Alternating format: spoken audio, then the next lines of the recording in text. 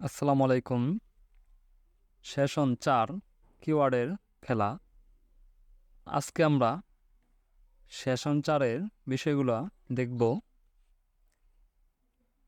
চলো প্রথম থেকেই দেখি।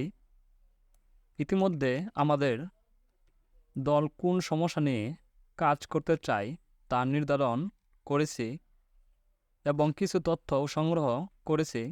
দ্বিতীয় সেশনে আমরা জেনেছি ইন্টারনেট থেকে তথ্য সংগ্রহের ক্ষেত্রে আমাদের কী কী বিষয় লক্ষ্য রাখতে হবে। ইন্টারনেট থেকে তথ্য নেওয়ার ক্ষেত্রে কিওয়ার্ড দিয়ে অনুসন্ধান করার একটি নিয়মের কথা বলা হয়েছে। আজ আমরা কিওয়ার্ড নিয়ে একটি খেলা খেললে কেমন হয় বলো তো। খেলার নিয়মটি হচ্ছে, খেলাটি মূলত আমাদের শিক্ষক সহ খেলব। শিক্ষক মনে মনে একজন বিখ্যাত ব্যক্তি বা স্থান, চলচ্চিত্র, বই বা দেশ ভাববেন, কিন্তু আমাদের জানাবেন না। আমরা বিভিন্ন প্রশ্ন করে করে খুঁজে বের করব শিক্ষক আসলে কোন ব্যক্তি, স্থান বা বই মনে মনে ধরে রেখেছেন। এখানে খেলার মূল নিয়ম হচ্ছে শিক্ষক শুধু হা বা না উত্তর দিতে পারবেন, আর আমরা সর্বোচ্চ 20টি প্রশ্ন করতে পারবো। অর্থাৎ আমাদের এমন প্রশ্ন করতে হবে যেন শিক্ষকের উত্তর হা বা না হয়। শিক্ষক খেলা শুরুতেই বলে দিবেন উনি কি ব্যক্তি ভাবলেন, নাকি চলচ্চিত্র ভাবলেন, নাকি অন্য কিছু। এখানে আমাদের বইয়ে একটি খেলার উদাহরণ দেওয়া আছে, দেখো। মনে করি আমাদের শিক্ষক মনে মনে ধরেছেন রবীন্দ্রনাথ ঠাকুর। শিক্ষক বলে দিবেন আমি একজন বিখ্যাত ব্যক্তির কথা ভেবেছি। আমাদের প্রশ্নে এবার আমাদের প্রশ্ন করার পালা। প্রথম প্রশ্ন আমরা এভাবে করতে পারি, শিক্ষার্থী, ব্যক্তিটি কি নারী? শিক্ষক উত্তর দিবেন হ্যাঁ বা না। শিক্ষক উত্তর দিবেন না। দ্বিতীয় উত্তরটি আমরা এভাবে বলতে পারি, ব্যক্তিটি কি জীবিত? শিক্ষক উত্তর দিতে পারেন না। তৃতীয় উত্তরটি এভাবে বলতে পারি, ব্যক্তিটি কি রাজনীতিবিদ? শিক্ষক বলবেন না। চতুর্থ প্রশ্নটি আমরা এভাবে বলতে পারি, ব্যক্তিটি কি লেখক? শিক্ষক বললেন হ্যাঁ। পঞ্চম উত্তরটি এভাবে বলতে পারি, ব্যক্তিটি কি বাংলাদেশে জন্মগ্রহণ করেছেন? শিক্ষক বললেন না। ষষ্ঠ প্রশ্নটি এভাবে বলতে পারি, শিক্ষক কি ব্যক্তিটি কি বাংলায় লিখেছেন? শিক্ষক বললেন হ্যাঁ। সপ্তম উত্তরটি, ব্যক্তিটি কি উপন্যাস লিখেছেন? শিক্ষক বললেন হ্যাঁ। অষ্টম উত্তরটি, অষ্টম প্রশ্নটি এভাবে বলতে পারি, ব্যক্তিটি কি কবিতাও লিখেছেন? শিক্ষক বললেন হ্যাঁ। 9 নম্বর, ব্যক্তিটি কি গীতাঞ্জলি কাব্যগ্রন্থ লিখেছেন? শিক্ষক বললেন হ্যাঁ। পেয়ে গেলাম আমাদের উত্তর, রবীন্দ্রনাথ ঠাকুর। এভাবে আরও আমরা দেখতে পারি। এভাবে শিক্ষকের সাথে আমরা খেলাটি খেলব। চাইলে খেলাটিকে মনের মতো একটি নাম দিতে পারি। এখানে একটা খেলার নাম দিতে পারো, যেমন তোমাদের যেমন ইচ্ছে।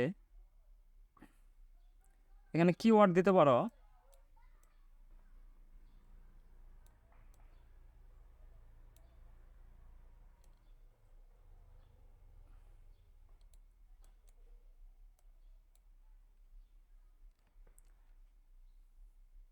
আমরা একটু ভেবে দেখলেই বুঝতে পারবো ইন্টারনেট কিন্তু এই খেলাটির মতো করেই কাজ করে। অনেক তথ্য থেকে কিওয়ার্ড অনুযায়ী আমাদের জন্য আমাদের প্রয়োজনীয় তথ্য খুঁজে বের করে দেয়। আমরা যদি উপরে খেলাটি উদাহরণ থেকে দেখি, আমাদের সর্বশেষ 9 নম্বর প্রশ্নটি দিয়ে ইন্টারনেটে দিয়ে প্রশ্ন করতাম কে গীতাঞ্জলি লিখেছেন, তাহলে আমাদের উত্তরটি বের হয়ে আসতো। অর্থাৎ আমরা ইন্টারনেটকে যদি যথাযথ প্রশ্ন করতে পারি তাহলে উত্তর পেয়ে যাব আরও সহজে। এখানে দেওয়া আছে, দেখো। এখন আমরা ইন্টারনেটে সার্চ বা অনুসন্ধান করার আরও কিছু নিয়ম জেনে নিতে পারি। এক, যে শব্দ বা লাইন খুঁজছি সেই উদ্ভিদটি চিহ্ন ব্যবহার করলে সহজেই কাঙ্ক্ষিত ফলাফল পাব। 2. ফাইল টাইপ সার্চ দেওয়া যায়, যেমন আমি যদি একটি পিডিএফ ফাইল খোঁজার চেষ্টা করি, আমি কিওয়ার্ড লিখে পিডিএফ লিখলে ফাইল রয়েছে এমন ওয়েবসাইটগুলো আসবে। 3 নম্বর, দেখো সার্চ দেওয়ার পর এমন একটি ওয়েবসাইট পেলাম যেটি দেখে মনে হলো এখানে আমার তথ্যটি থাকতে পারে, কিন্তু লেখাটি এত বড় আমি বুঝতে পারছি না কোথায় আছে। কম্পিউটার কিবোর্ডে Ctrl+F একসাথে চাপলে একটি সার্চ বার আসবে। এবার সেখানে আমি যে শব্দটি খুঁজছি তা লিখে এন্টার চাপলে ওই ওয়েবসাইটের কোথায় শব্দটি আছে তা হাইলাইট করে দেখাবে। 4 নম্বর, কোনো নির্দিষ্ট সময়ে তথ্য চাইলে আমরা তারিখ দিয়ে দিতে পারি, যেমন 1-10 মার্চ 2020 বাংলাদেশ। এভাবে আমরা সার্চ দিতে পারি। 5 নম্বর, যে লাইন খুঁজছি তার অর্ধেক মনে পড়ছে না, এক্ষেত্রে অর্ধেক শব্দ লেখার পর চাপলে ওই শব্দ কি হতে পারে সাজেশনে চলে আসবে।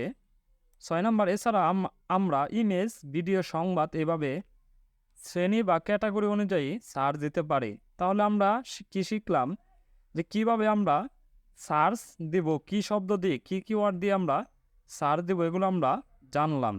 আগামী সেশনের উপস্থাপনার সময় যে বিষয়গুলো মাথায় রাখব, আমরা আগামী সেশনে উপস্থাপনার জন্য পরিকল্পনা করব আমাদের বিষয়টি শ্রেণীকক্ষে উপস্থাপনের ক্ষেত্রে লক্ষ্য রাখব যে উপস্থাপনটি যেন অল্প সময়ের মধ্যে সম্পূর্ণ হয় এবং আমাদের দলের বিষয়বস্তুটি আমরা সবার কাছে তুলে ধরতে পারি।